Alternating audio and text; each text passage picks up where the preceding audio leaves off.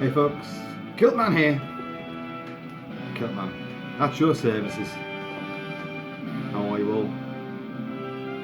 Cheers. How many times have I done obituaries and tributes on the channel to people I don't know? Film stars, celebrities, luminaries that we've grown up with and loved and cherished, and their passing has hit us, and I've trawled back through their filmographies and all their exploits, put together a playlist of music to celebrate them and pay tribute to them. Well, today, sadly, I've got to do one from a more personal perspective. Only a few hours ago, the Kilted clan got the news that Big Kilt Papa, my father, Big Fred Mack, had passed away. My dad had passed away. Not entirely unexpected. This was a man that has evaded the skeletal fingers of the Grim Reaper so many times over the years. A veteran of heart attacks, a veteran of prostate cancer, a veteran of having no hip bones at all. So he was walking on legs that shouldn't work, and for many years he was misdiagnosed and living in agony, but put up with it.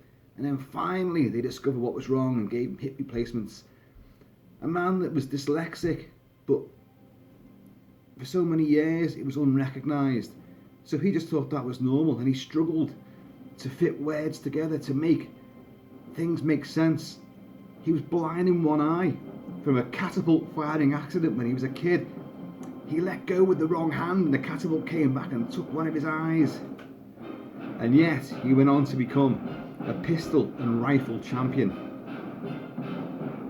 a military historian, a man with one of the biggest collections of military memorabilia that the world had ever known. The number 2 bayonet collection in the world, number 1 in Europe. I grew up with that. I grew up with propellers from Luftwaffe down the hallway. Zulu shields, we're playing Zulu right now. John Barry scored for Zulu. Zulu shields and assegais, that's the spears on the walls. Martini Henry rifles, tunics. Like this. 24th Regiment of Foot. My dad educated me in military history and the way to shoot, the way to hunt. I turned my back on hunting a long time ago, but I don't dispute the discipline that he taught me. Before school began, I was out in the fields hunting with him, employed to rid market gardens and castle grounds of foxes and wood pigeons, mickeys. So I learnt a lot. I became a pistol champion myself. I also got disqualified in a very infamous pistol championship, which I think I have discussed before, much to my father's rolling of eyes and like, oh, what have I taught you? And but he did reluctantly and sort of begrudgingly take me to one side and say that was a bloody good shot you did at the end. It was a combat range, and the idea was you went round with a 6-shooter, speed loaders, because this is back in the 80s, the whole 9mm Beretta, the whole 9mm thing and the automatics, it was only just beginning to come in. And I'd only be, I think I was 16 at the time, might have only been 15 actually, but you could still fire weapons and have weapons of your own in the UK during that period. And because of my dad was a legend, my dad was known to everybody, he was a character, not just in our country but worldwide, on the circuit, wheeling and dealing, a military historian who would bestow stuff to museums. He would go out to battlefields and dig up stuff himself. He'd write about them, he'd submit them to museums, and they'd be very thankful for it. He was a renowned expert when it came to weapons, battles and tactics. He supplied uniforms and to many Zulu Dawn. He supplied uniforms for that. He supplied uniforms for A Bridge Too Far. He's actually in A Bridge Too Far with his mate Eddie Eichelstein, a Dutchman known as the Flying Dutchman, owned a shop down the road from us called the Flying Dutchman, and the two of them have been friends for over 50 odd years. Sadly, Eddie Eccleston died at Christmas time as well, so only a few weeks ago, and now my dad has joined him. The two of them sit together in the big scene where Edward Fox, playing Montgomery, delivers to all his generals and colonels and majors and tacticians what the plan for Operation Market Garden will be. The big airdrop, the paradrop, hold the bridges in Holland, and the last bridge, a bridge too far, Arnhem. My dad and Eddie Eccleston sit together in uniform. They supplied uniforms for it, and they wore uniforms as well, which they took themselves. But in every single version of that movie, my dad is cut off the frame. Every single version. Sad but true. I don't know how that happened, but there you go. But we were on this combat range, and the idea was you hit the targets, the pop-up targets, you move through the built-up area, speed loading, you're on a timer as well. But to add a little bit of extra sort of chutzpah to the whole thing, a bit of extra excitement and pizzazz, there were two tree stumps at the start. You started at one, you ended at the other, but they had a tin can, and just for a bit of fun, you meant to shoot the tin can away. The way it transpired at the end of it, after very sort of mercenary and maverick style, taking my ear defenders off, I then wheeled around and with my last couple of shots pinged the can off the tree stump and then shot it in midair. Bloody good shot. We're playing Magnum Force now. My dad loved Clint Eastwood. My dad adored Dirty Harry, any Clint Eastwood movie. So I shot this thing in midair, and then of course over the loudspeakers came the voice: "Stop firing, unload your weapon, put the gun on the floor, step away from the firearm." Because what I'd done by firing that way, I was firing parallel to all the audience. A ricochet could have gone straight into them. Disqualified. Our entire team, the Phoenix Shooters Association, which were highly renowned, were disqualified from the competition because of my teenage, delinquent, gun-toting idiocy. But my dad kind of like also gave me a bit of a like, bloody good shot that son. Sorry, I shouldn't compete with that. My dad was many things. He's died at the age of 94 in a home, because sadly in the dwindling of his days, as in the last 2 years really, he couldn't stay at home. He needed 24-hour care, and he had died in front of the family a couple of times. He died in front of me twice, and I have discussed this before, but the wily old bugger, he managed to just circumnavigate fate again and hung on, but finally there was no going back from it. He did not die from any pandemic sort of affliction. He died because he was 94. He died because his time had come, leaving my mother, Big Kilt Mama, who you've seen. She's on the channel, and over 70 years they've been together. That's a hell of a long time. That's more than many people's lifetime could ever aspire to be. So you imagine that huge chunk of your life finally departing. Even though they've not been living together because he's in the home, my mum has phoned the home twice a day, every single day, and where permitted, because of certain restrictions, she's still been able to see him. Sadly, although we got word last night that he was slipping away, and this guy right here was thinking, well, he's done this before, I'll take this with a pinch of salt, I'll believe it when I see it. No, this was it. But she wasn't able to go and see him last night. They said to her, this is the home, and the home has been fantastic. They've been brilliant. No, you can't see him until tomorrow. I don't know what the rules were for that, but you can't see him until tomorrow.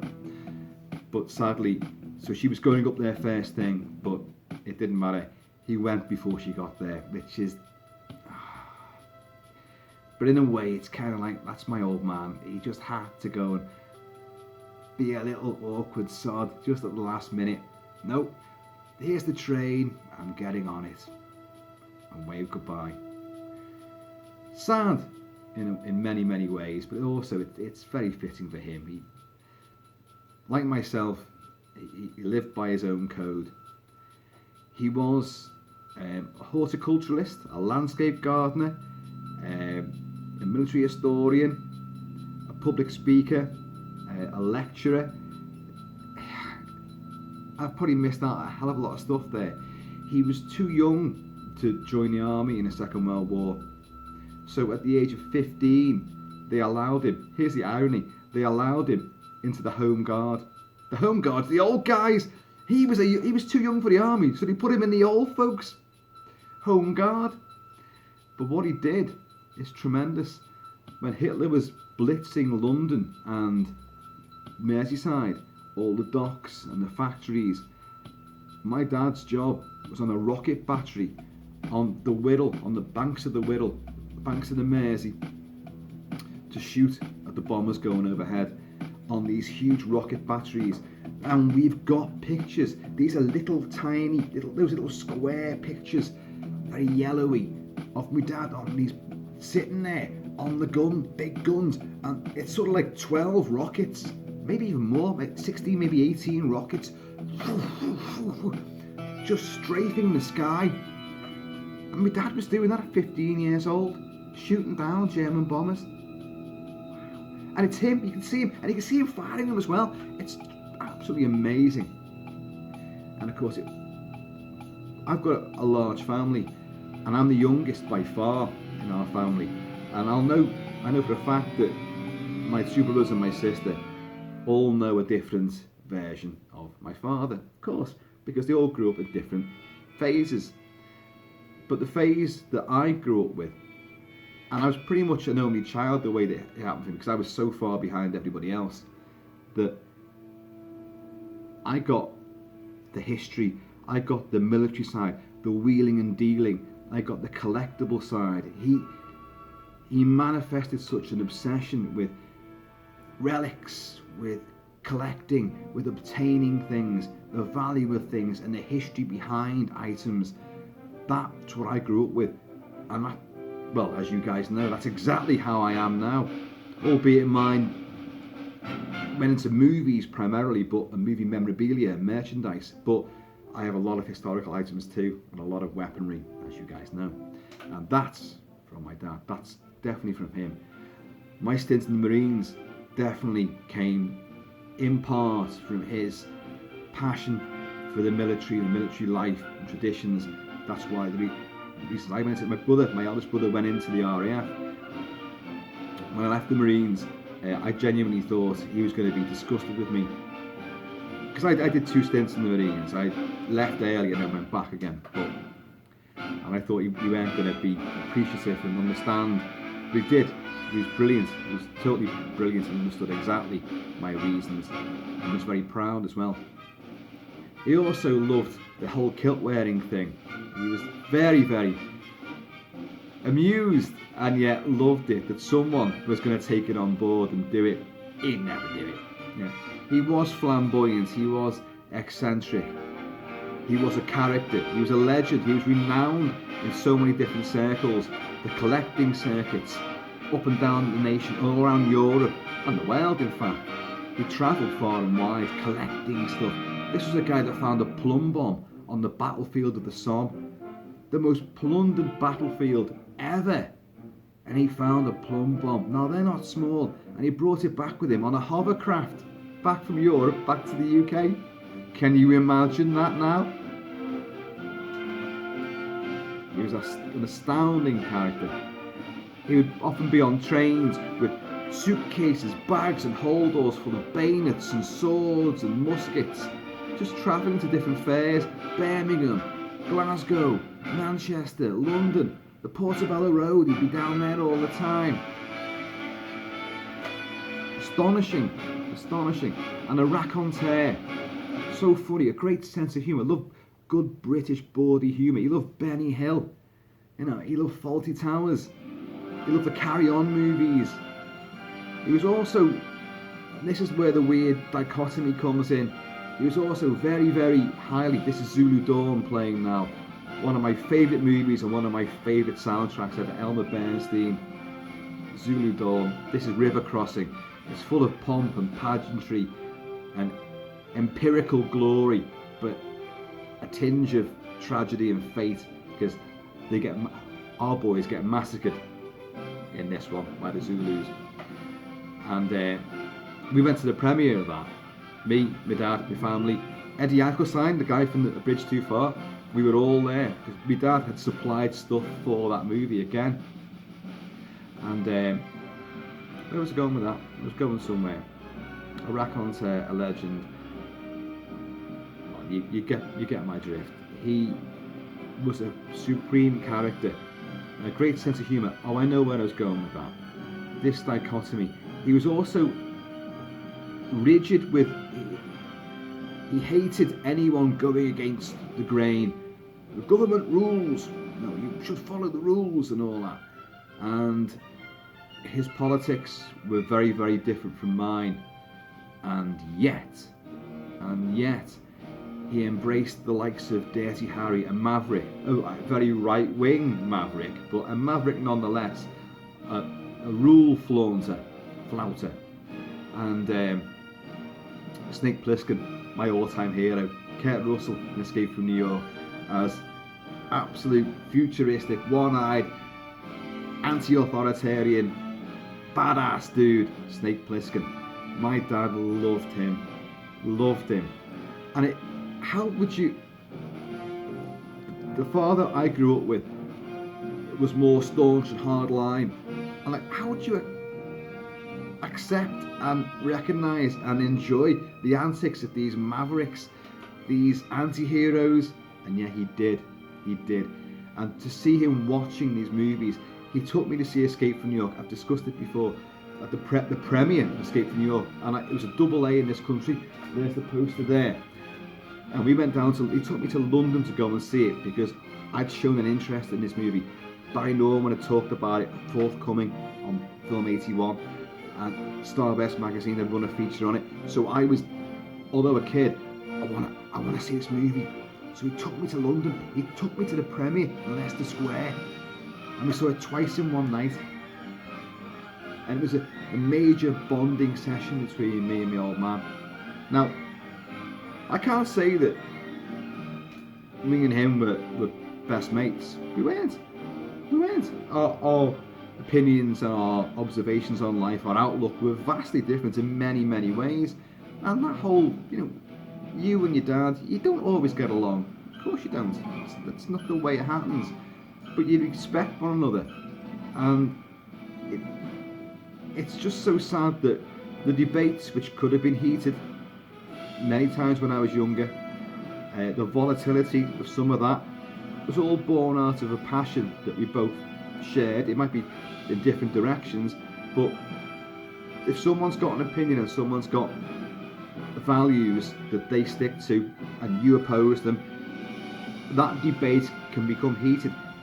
Doesn't mean it's a bad thing, because at the end of the day, you've got to respect someone's the other side, the other point of view. And I learned that from my father. Possibly, you could say, the hard way. I know all of my family all went through that stage with my dad. Some never really came back from it. But, my brother in Canada, I'm the youngest, he's the next one up, and he grew his hair long and became a rock star. Which my dad really couldn't have comprehended that. Because he was one of those, you can't call that music, that cliche, that's me dad all over.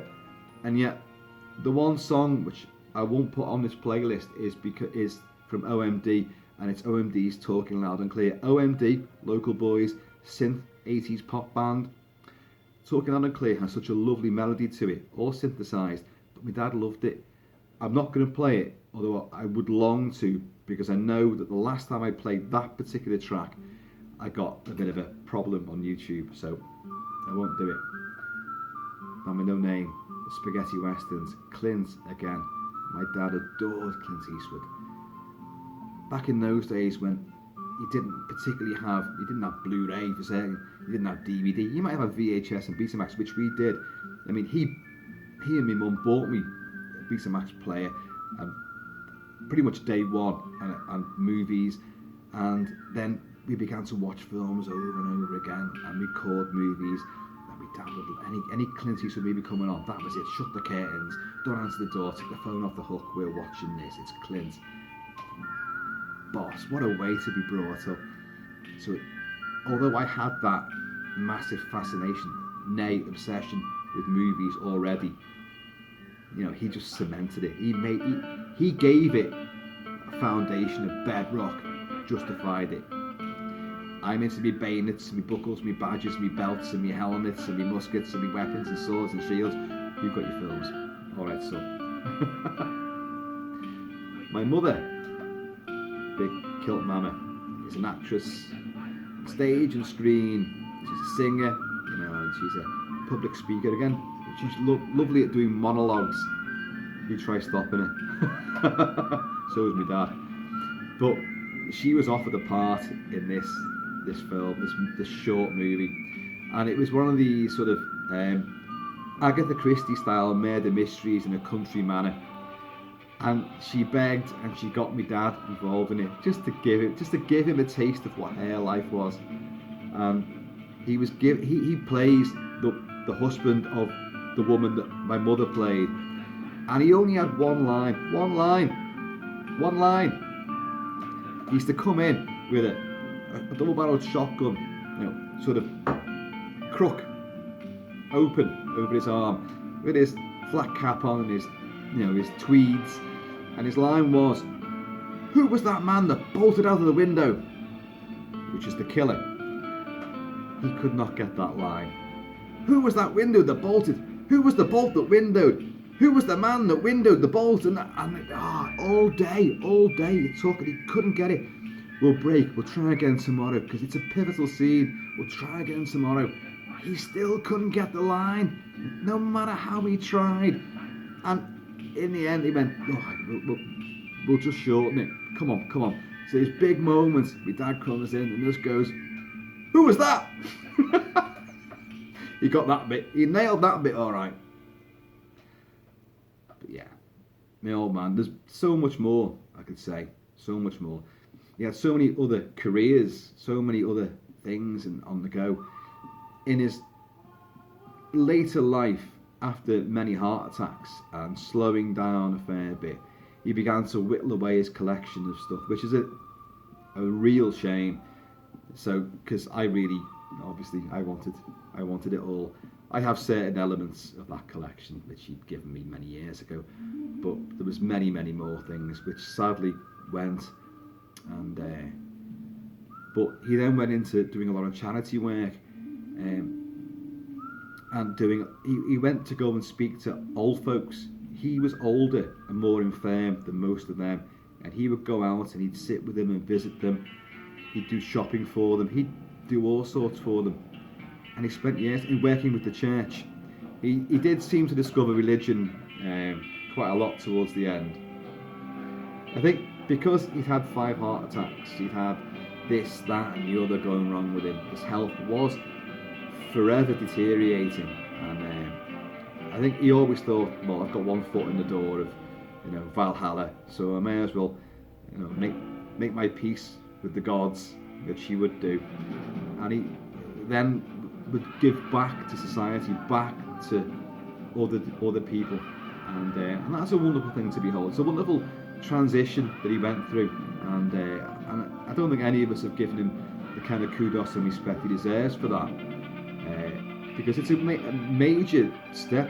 People always, I'll pledge £5 when there's comic relief nights or any kind of charity things on the couch. I'll put £1 in the bucket there. And I've done charity work, and I know how hard it is to get money out of people when you're rattling cans and buckets and you've got a big t-shirt and a sign saying, this is for cancer victims and all that.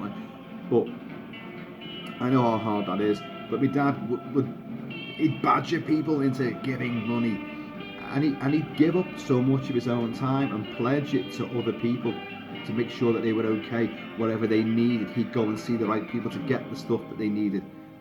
He would also, I think part of that Freudian bargain would always be that, at some point I'm going to deliver you a story of my life. So these poor people have to put up with him then going, oh, I said, my mum was monologues. Well, my dad, unofficially, Jesus, was the champion of monologues. I like whiskey as well. And, well, I mean, we think you like whiskey. My dad definitely drank, and then he stopped drinking. He was a smoker, then he stopped smoking. But in the home, there was always a bottle of whiskey on the bedside table, always. So, my old man. I don't want to get emotional because it's not. I've done the videos where I was crying when I'd just come out of the hospital and he died in front of me, and then like Lazarus came back again. His ability. So I'm kind of like waiting for the phone call saying that, you know what, that wily old bugger is still around, But I will part with a story which people say I shouldn't say this, but I'm going to, and it's a shame that with the current situation, funerals will not be what they should be, the big tribute celebration of someone's life, because my dad there'd be hundreds, maybe thousands would be wanting to be there and line the streets. He was that kind of character. He had that legendary status. And the story, because obviously all the brothers would want to give a bit of a speech. I remember back in the 80s when I was part of like a gang of lads, a gang of scroats, and we'd all sitting on the bench right by Leeso Road roundabout, where my mum, well, the house I was brought up in and lived in is just there as well, and so that was my house, and me and all my mates, about 17 of us, were all there. Not causing trouble, just in a gang, that's what we were. And a big double-decker bus came up Leeso Road, and it's a dual carriageway, and at the top of it's a big roundabout. That's where I lived. Not on the roundabout, but by it. Big double-decker bus come past. And they used to have these little stupid windows on the top deck, which you couldn't open that way. It's dropped down, but like sort of like that far. And a teenage girl shoved her face through this, and she shouted, "Way, there's Big Dick McAneny!" So I was like that. Yeah. At the same moment, my dad, Big Kilt Papa, walked past, having just left our house, and I went, and my dad just looked round, and the timing was brilliant. It couldn't be better. She said that, and I'm like, yeah, and he went, "I think she means me, son." And I was like, and all my mates just fell about. Oh, it was just a marvellous, marvellous moment of pure, brilliant one-upmanship and pure showmanship. He's got a big ego, I've got a big ego. And apparently more than just a big ego, according to the passengers on the bus. My dad. A champion, a hero, a legend. Big Fred Mac. He went, and now he's looking down and laughing. And he's probably thinking, yeah, keep your hands off that last bottle of whiskey. I'll be back down for that later. You know? What am I going to do?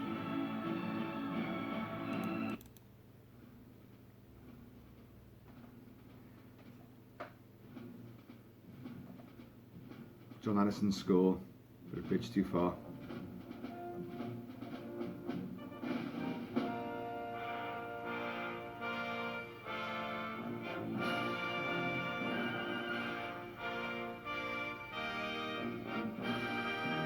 Just gonna let this play out.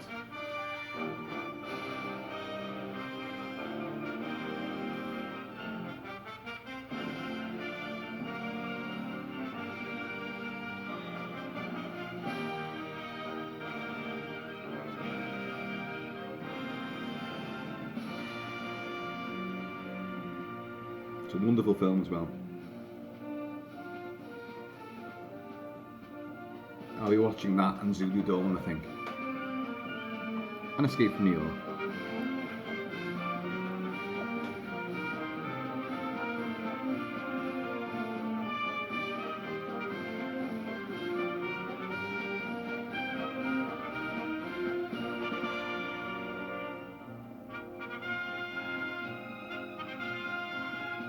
Fred Mack.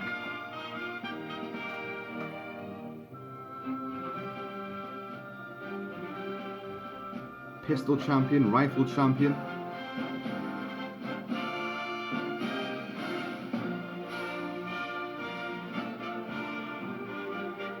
Defeater of the Hun during World War II.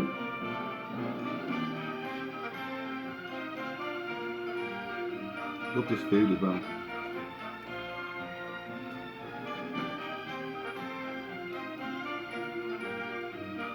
I'm not going to mess around with the stop button that never wants to stop when I press that button. I'll let this just play out.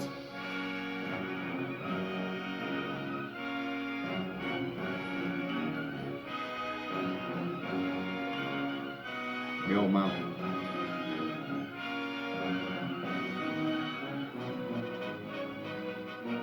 I'll see it again in the halls of Valhalla. Where the brave shall live forever.